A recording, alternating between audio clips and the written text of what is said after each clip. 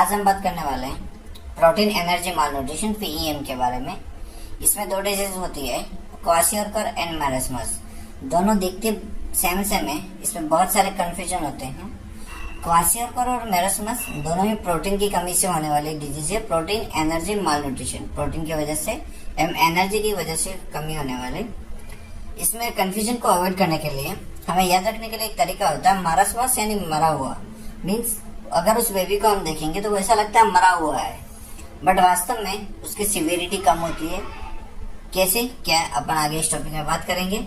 सबसे पहले kwashiorkor and मैरस्मस दोनों ही प्रोटीन की डेफिशिएंसी से होने वाले डिजीज है, ठीक है। बट क्वाशियोरकर में बात करें तो ओनली प्रोटीन की कमी होती है, जबकि मैरस्मस में बात करें तो प्रोटीन के साथ साथ में कार्बोहाइड्रेट एवं फैट की भी कमी होती है, जिससे ओवरऑल कैलोरी की कमी होती है। और कैलोरी की कमी की वजह से होने वाली बीमारी है मैरस्मस, एवं प्रोटीन की कमी से होने वाली बीमारी है क्वाशियोरकर। क्वाशियोरकर है उसमें प्रोटीन हमारे बॉडी में दो तरह की होती है, एक होती है सोमेटिक प्रोटीन और दूसरी होती है विसरल प्रोटीन, ठीक है। तो दोनों ही तरह के प्रोटीन का गायब होना कमी होती है क्वाशियोरकर में, जबकि मैरस्मस में ओनली सोमेटिक प्रोटीन की कमी होती है। इसीलिए सीवियरिटी के अनुसार मैरस्मस लेस सीवियर होता है, क्योंकि इसमें ओनली सोमेटिक प्रोटीन की कमी होती है एवं विसरल ऑर्गन हमारे नॉर्मल कंडीशन में रहते हैं, जबकि क्वाशियोरकर के डिजीज में हमारे सोमेटिक और विसरल दोनों ही टिश्यू डैमेज होते हैं, जिससे कि यह ज्यादा सीवियर होता है। Kwashiorkor is more severe than marasmus. Then next बात करें इसकी अकरेंस की, तो मैरस्मस होता है वो लेस देन 1 ईयर में होता है, जबकि क्वाशियोरकर है वह 6 मंथ टू 3 ईयर तक अकर हो सकता है। तो नेक्स्ट ये दो इमेज दिए गए हैं, क्वाशियोरकर एंड मैरस्मस। हम इन दोनों के बारे में कॉजेज देखेंगे एवं इसके डिफरेंस एंड सिम्टम देखेंगे एंड ट्रीटमेंट देखेंगे। कॉजेज की बात करें तो बेसिक कॉजेज आप सभी समझते हैं, पॉवर्टी, खाने पीने नहीं मिलेगा तो क्या करेगा, मालन्यूट्रिशन में ही आएगा ना बच्चा। देन सोशल कल्चर, इनकी वजह से। देन इमीडिएट इफेक्ट आता है इन्फेक्शन की वजह से and low birth weight baby का बर्थ वेट बहुत कम है, उसकी वजह से भी हो सकता है। Then third one is underline cause जो डायरेक्ट अफेक्ट नहीं करते हैं, poor food, poor sanitization and poor care, इनकी वजह से भी यह प्रॉब्लम क्रिएट होती है। अगर हमारे द्वारा दिया गया कंटेंट आपको अच्छा लगता है, please like, share and subscribe जरूर करें। जी हाँ, कॉल बेल आइकन को दबाना ना भूलें, ताकि हमारे अगले वीडियो की नोटिफिकेशन आप पर तुरंत ही आ जाए। देन इसके सिम्टम में सबसे पहले आता है एडिमा।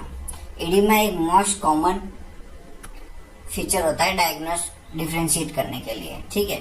क्वाशियोरकर की कंडीशन में एडिमा प्रेजेंट होता है एवं मैरस्मस के कंडीशन में एडिमा एब्सेंट होता है।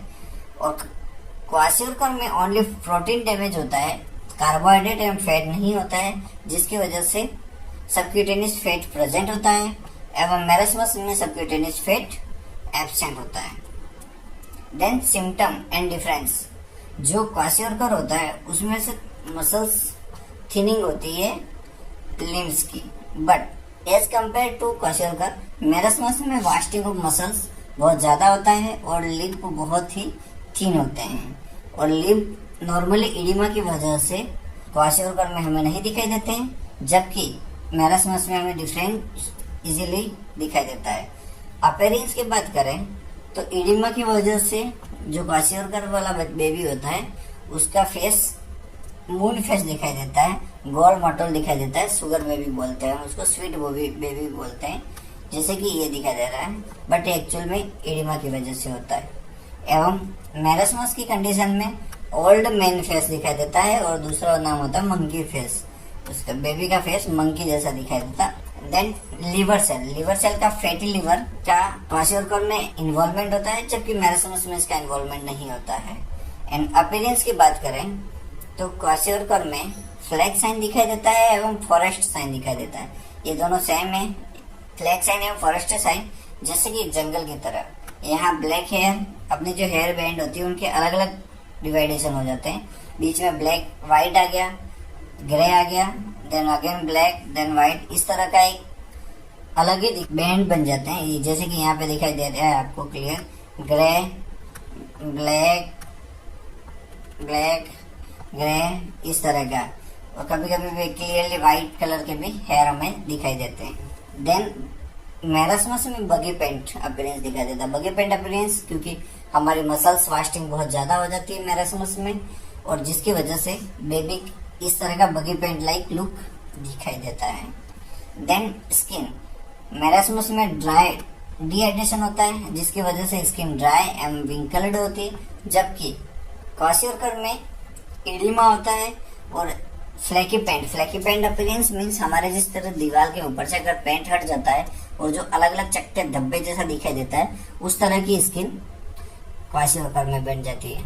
नेक्स्ट वेट लॉस की बात करें तो कंपेरेटिवली क्वाशियोरकर में वेट लॉस नहीं होता है, और कभी कभी वेट इंक्रीज होता है अप टू 25% तक, क्योंकि उसके पीछे इडिमा का कॉज होता है, वाटर एक्यूमुलेशन होता है, फ्लूइड एक्यूमुलेशन होता है हमारी बॉडी में, जिसकी वजह से नॉर्मली वेट लॉस कम होता है और कभी कभी इंक्रीज होता है। बट मैरस्मस में सीवियर वेट लॉस होता है, क्योंकि फैट डिपोजिशन, कार्बोहाइड्रेट, प्रोटीन सब चीजों की कमी होती है इसकी वजह से।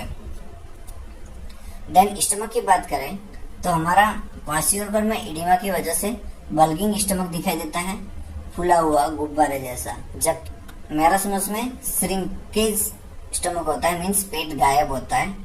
देन न्यूट्रिशनल रिक्वायरमेंट की बात करें तो हमें इसको ठीक करने के लिए क्वाशियोरकर में प्रोटीन की कमी होती है, तो सबसे ज्यादा प्रोटीन प्रोवाइड करना होता है, जबकि मैरस्मस में एनर्जी की कमी होती है, तो प्रोटीन, कार्बोहाइड्रेट एंड फैट हमें तीनों चीजें ज्यादा प्रोवाइड करनी होती है। एंड फ्लूइड, क्योंकि पेशेंट डिहाइड्रेटेड बहुत ज्यादा होता है, फ्लूइड भी हमें बहुत देना होता है। ठीक है, नेक्स्ट बात करते हैं हम इसके मैनेजमेंट की।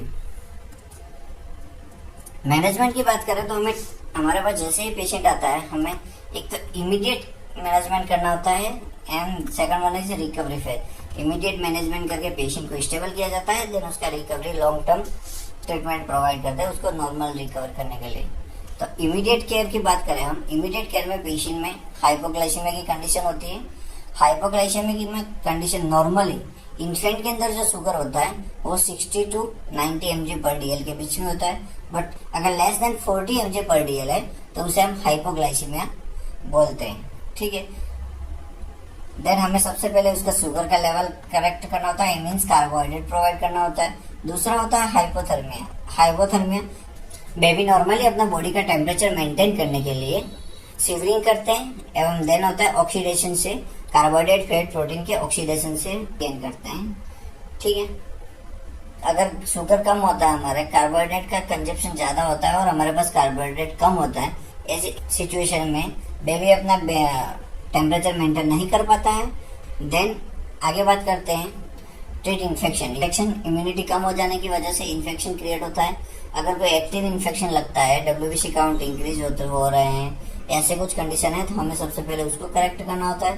देन इलेक्ट्रोलाइट इम्बैलेंस, क्योंकि पेशेंट डिहाइड्रेटेड हो जाता है, स्पेशली मैरस्मस गेटिंग डिहाइड्रेशन, तो उसकी वजह से पेशेंट को हाइड्रेट करना होता है, एंड पेशेंट को हम इलेक्ट्रोलाइट इम्बैलेंस हो जाता है, क्योंकि पोटेशियम एंड सोडियम का स्पेशली हमें ध्यान रखना होता है। अगर इन दोनों में कोई करेक्शन है तो हमें सबसे पहले इनका करेक्शन करना होता है।